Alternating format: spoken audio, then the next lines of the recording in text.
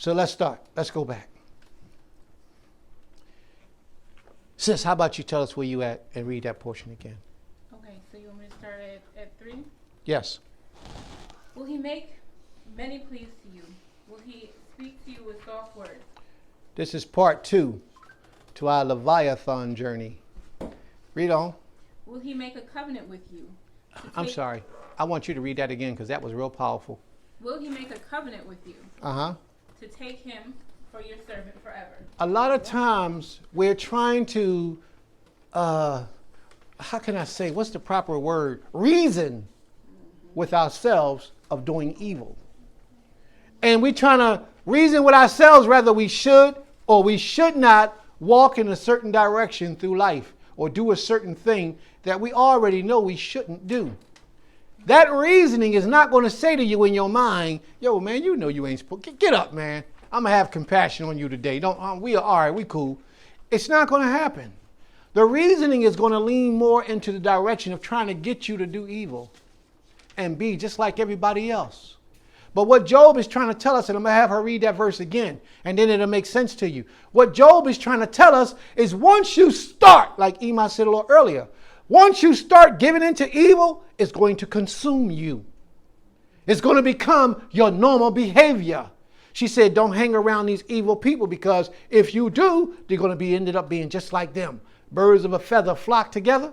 That Leviathan inside of you that you're struggling with to do evil, once you start doing evil and you fall into his trap, it's very difficult to get out. And very few people escape. Very few have the ability to, once they do it and go on that level, to get out. You know how crackheads get hooked on crack? That's right. Because they think they can control it. They think before they crack it and smoke it, they say, can I do this or should I not do that? They're running in their mind. And that Leviathan is at work. But once they give in to that evil, it consumes them. Very few people make it out alive. Yes.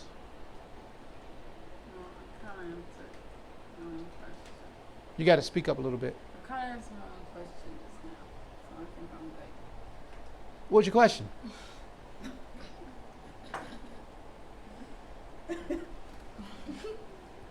I was just in my head discussing Leviathan and if he's. You said, okay, we started off saying he was a sea monster, and then the seas represent men. Monster amongst men, so he's amongst us, and then you speak about self. So is it psychological, with like bred in with our mind? But then you said Leviathan was also the serpent. Now, gosh, that Eve came across in the beginning. So is it not psychological? It's just I'm just questioning things in my head. See, that's what happens when you talk to a girl in college. Yeah, they analyze things, they don't let it slip past them, and they in it. Remember, Leviathan is a real being. It's a spiritual entity that attacks you in your subconscious thoughts. But it can make its presence known in different ways, which is why it appeared in the serpent. No, it never appeared in a serpent. It was the serpent. Remember, the word Nachas meant enchantment, sorcery, magic, beguiling, spiritual, come on now. Spiritual what?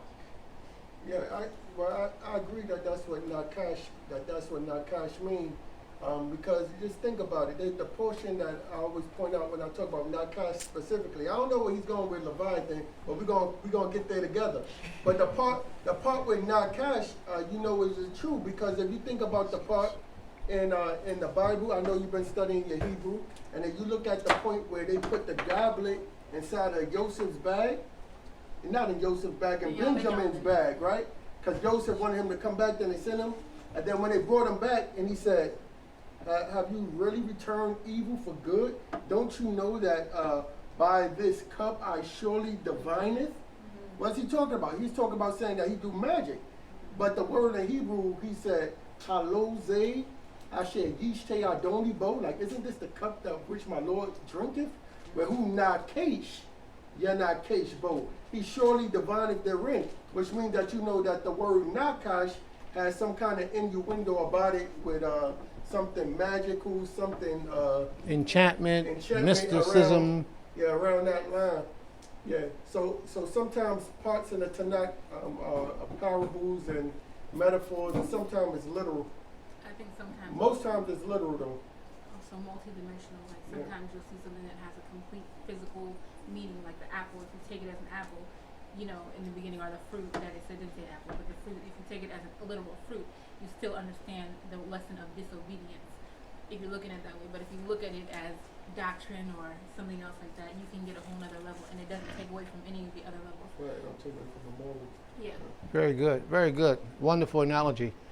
That was one that I hadn't even touched on. I never even paid that no mind. Thank you for that understanding. And since you was on point too, y'all just, this is a wonderful place to be on the Shabbat day, boy. This knowledge is just flowing through this place. All right? Let's pay attention. I hope you understood. Nasik said he don't know where I'm going yet. He ain't touched that base yet. But you is in that circle. I see you. You're there. Anybody else not understand what I'm talking about? Have I confused or lost anybody else? Because I know we got some great minds in the room. We good? We good? All right. No emotions today. I don't want to lose nobody. All right? Deep stuff. So let's go, sis. Oh, it is some deep stuff. This that stuff that lets you decide to be righteous or lets you decide to be evil. You have a choice to make, because Nakash is forever present within you. One day, the Most High is going to pull out his sword and everybody's going to be righteous. Everybody's going to live the best of their ability to be noble before the Almighty. Everybody. And it's written in the scriptures. Now, it's not time. But when that time comes, we ain't going to have to battle with Nakash no more. That evil inclination. That sea monster that dwells within the midst of the sea. Read on, please. Will he make a covenant with you to take him for your servant? See, he's not going to allow you to bind him up. He enjoys what he's doing. This is what he was made to do, to cause mischief and havoc. I like to, although I haven't found a scripture to tie this together, I like to say that Nakash is an agent of the word that we use for devil, or Ha-Satan. You know, Ha-Satan is the adversary of man. He opposes man. Ha-Satan is not what the Christians teach us. Ha-Satan was made for his purpose that he's living out, to oppose man. He's not the enemy of the Creator. No way, shape, or form.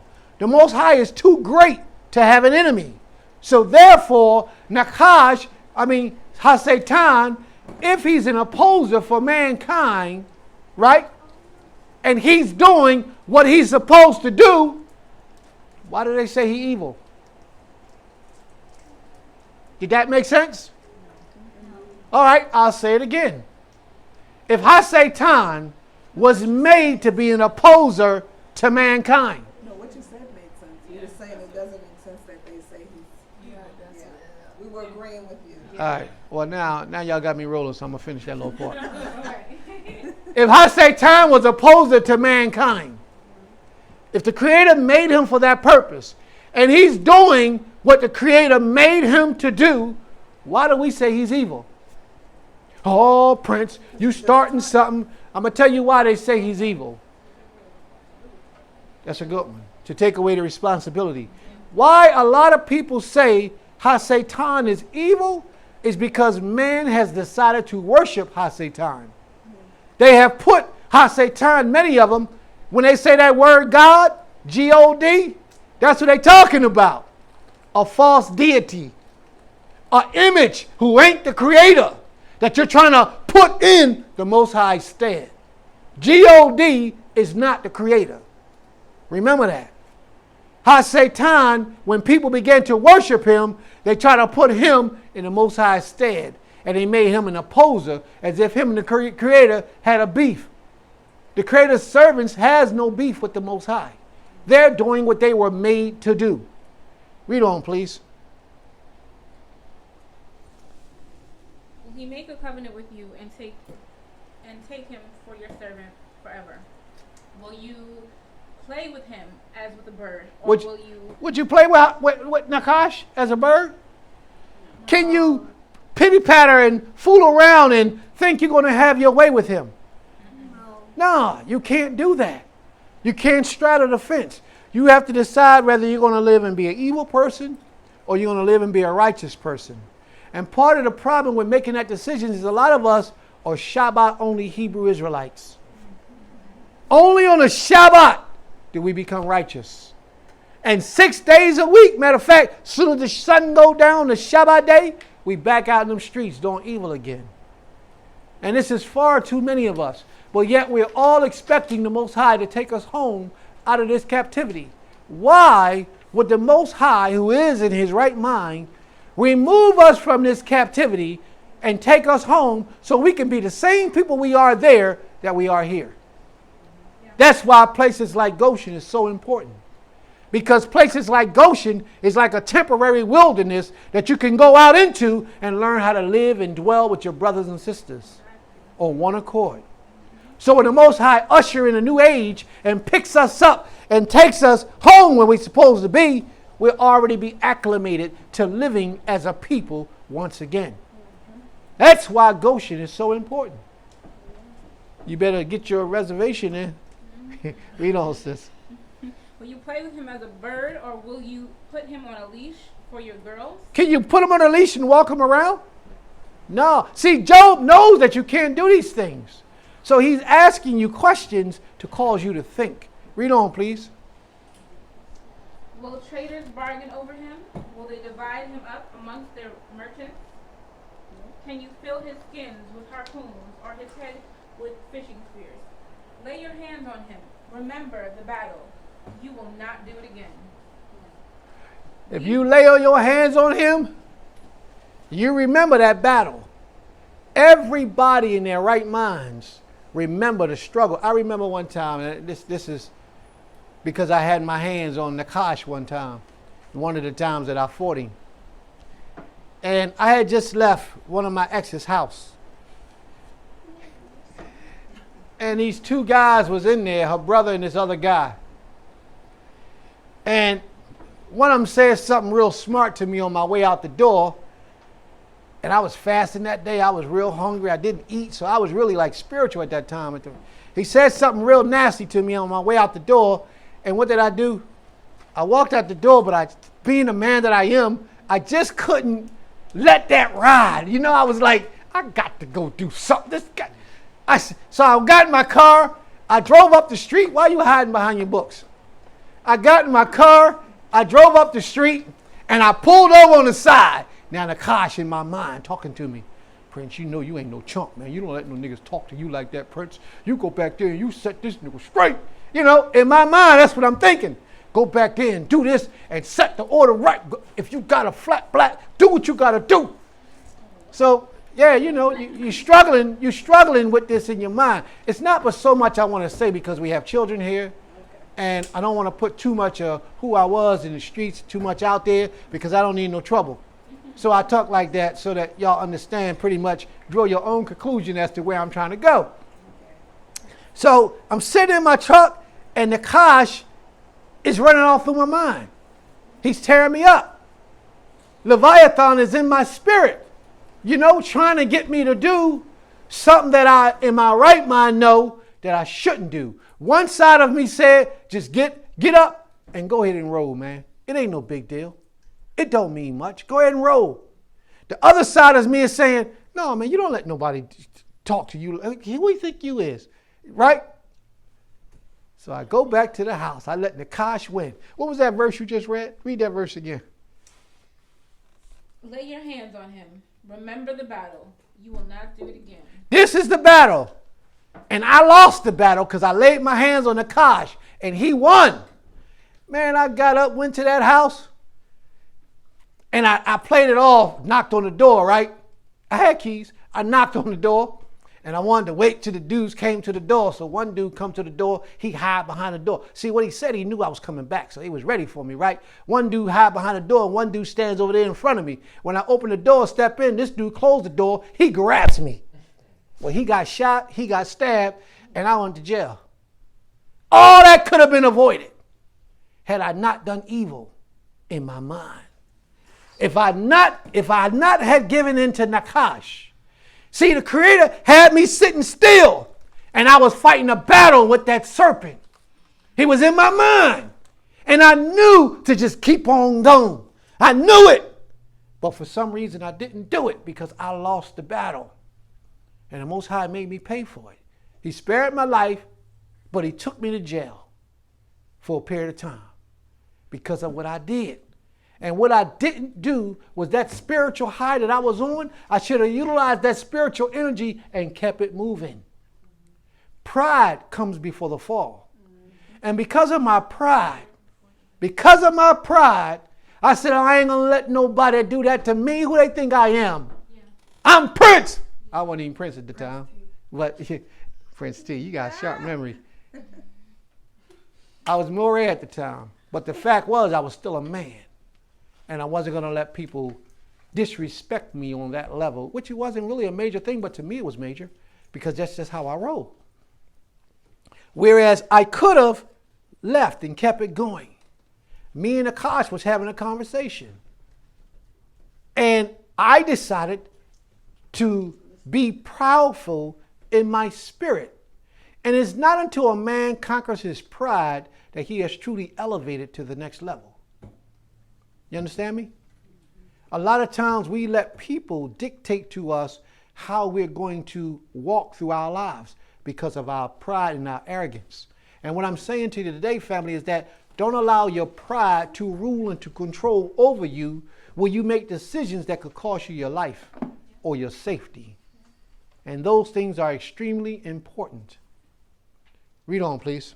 Behold, the hope of man is false. He is laid low, even at the sight of him. No one is so fierce that he dares to stir him up. Who then?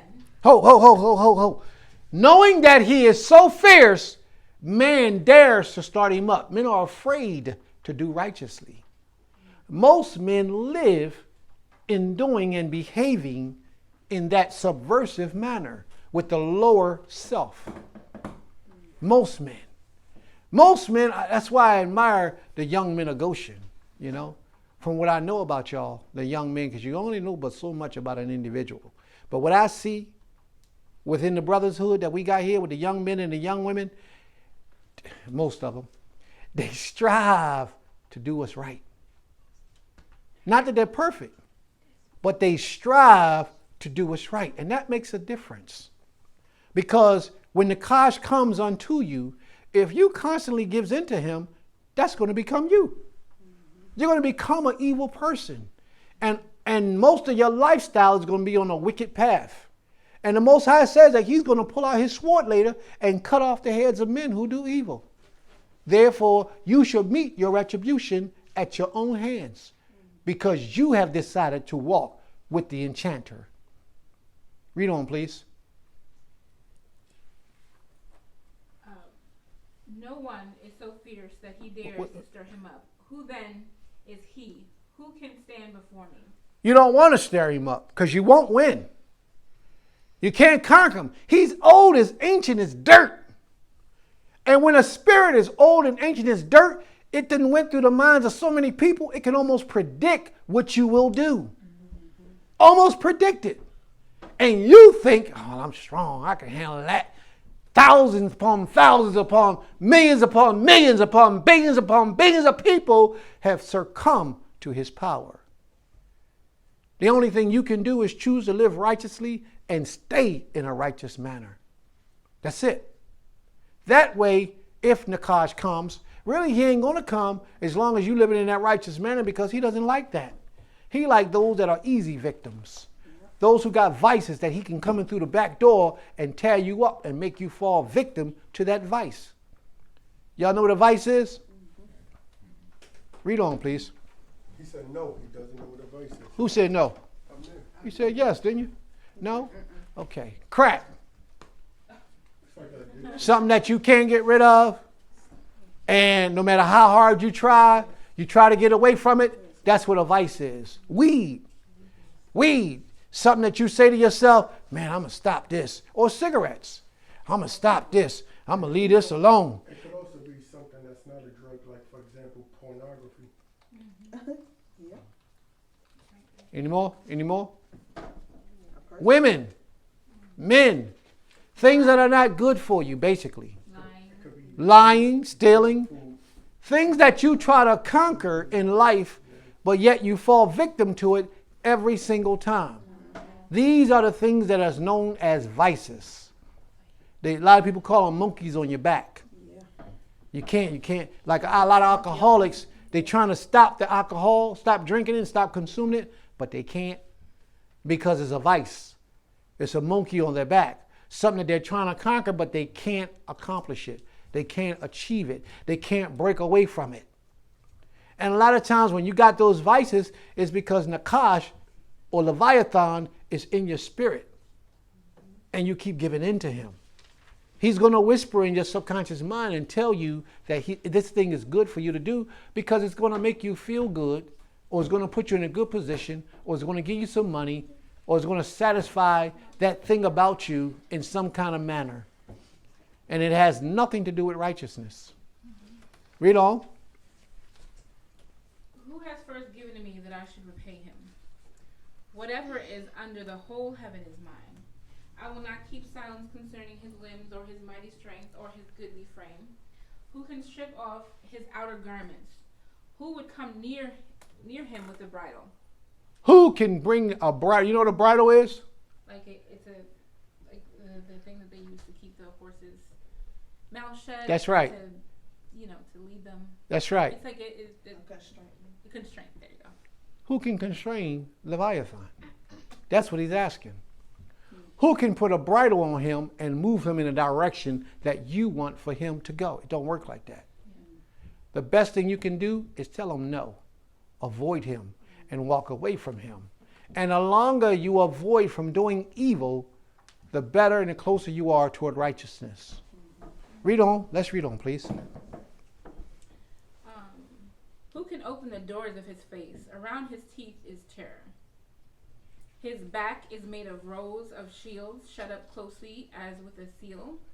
One is so near to another that no air can come between them. They are joined one to another. They clasp each other and cannot be separated. His sneezing flashes forth light, and his eyes are like the eyelids of the dawn. Out of his mouth go flaming torches. Sparks of fire leap forth. Out of his nostrils comes forth smoke, as from a boiling pot and burning rushes. They create this picture of him as just being some hideous creature, some monstrous thing. Sounds like a dragon. And he is right up inside of you, family. Right up inside you. Controlling your essence, controlling your spirit, controlling your desires, controlling the flow of your life. And it's up to you to say no. Bring us to a close, sis. His breath kindles coals, and flames come forth from his mouth. In his neck abides strength, and terror dances before him. The folds of his flesh stick together, firmly cast on him, immovable. His heart is hard as stone. Hard as the lower millstone. When he raised himself up, the mighty are afraid. When he raises himself up, the mighty are afraid at the crashing. They are besides themselves. Though the sword reaches him, it does not avail, nor spear, the dart, or the javelin. None of those things can touch or pierce Leviathan. The sword, the pierce, the dart, the javelin, you can't kill him or defeat him with those things. You know what you need to defeat him? Sheer willpower and determination. You fight a spiritual battle in the spiritual realm. Don't think that when you got these addictions and you got these problems, it's physical things that you can do to beat or conquer it. Physical things might give you a little strength or energy, but the only way you're going to conquer it is with a spiritual power.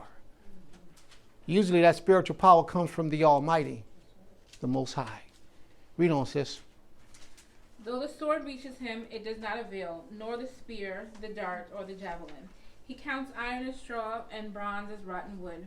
The arrows cannot make him flee. For him, slinging stones are turned to stubble. Clubs are counted as stubble. He laughs at the rattle of the javelins. His underparts are like sharp potsherds. He spreads himself like a threshing sledge on the mire. He makes the deep boil like a pot. He makes the sea like a pot of ointment. Behind him, he leaves a shining wake. One would think the deep to be white-haired. On earth, there is not his like. A creature There is without none fear. like him on the earth. Read on. A creature without fear. A He creature sees without everything fear. That is high. He is king over all the sons of pride. He's the king of what? He is king over all the sons of pride. He's the king over what? All the sons of pride. And that's what happens when you allow your pride to rule you. You give in to this power, to this demon, this beast, this monster, this spirit, this enchantment. You give in to him when you allow your pride to rule you. Are we done? That's it. Are there any questions? Are there any questions? Anybody, any questions? Questions? So we all understand? Yes. All right.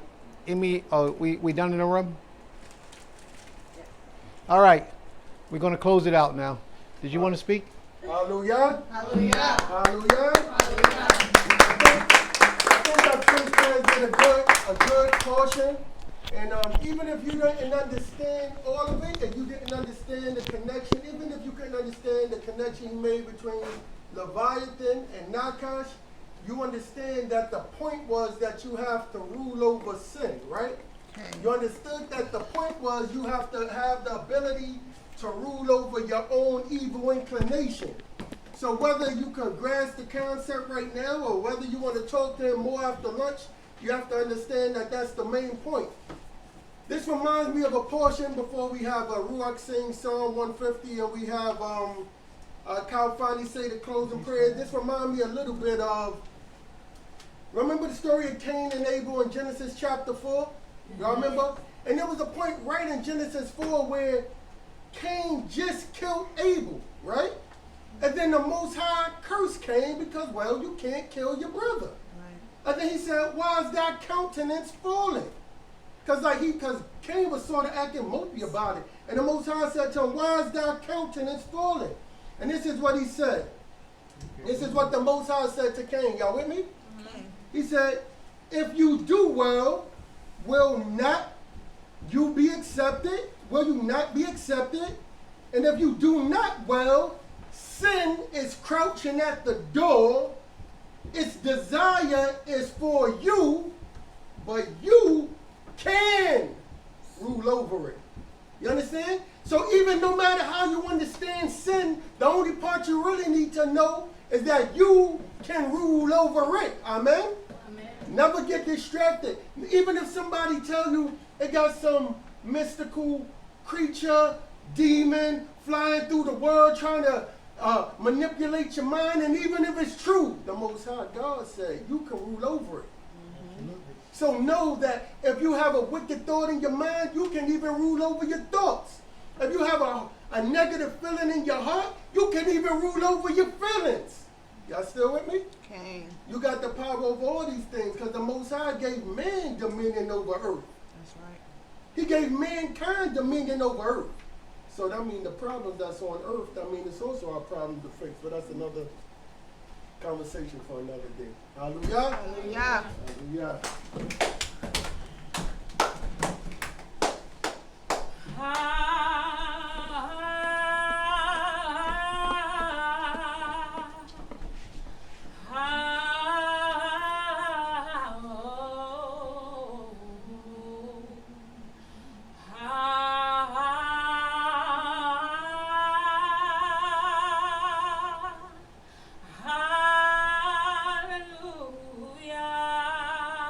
Glory.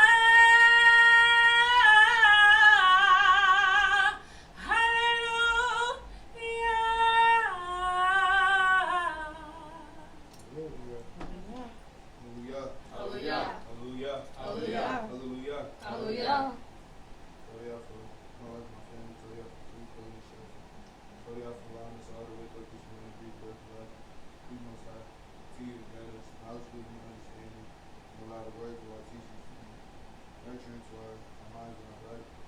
Please most high, bless the food that we're about to eat, and continue to bless and start our days as we come to you. Please most high, continue to keep us safe throughout the weeks of our lives and the days of our lives. As we move to and fro, please most high, continue to bless the works of our hands. Please most high, help us to move in a more righteous manner and transgress from the wickedness. Please most high, forgive us for our sins and iniquities that we committed against you. Sorry out for everything you've done for us. Forgive us. Hallelujah. Hallelujah. Hallelujah. Hallelujah.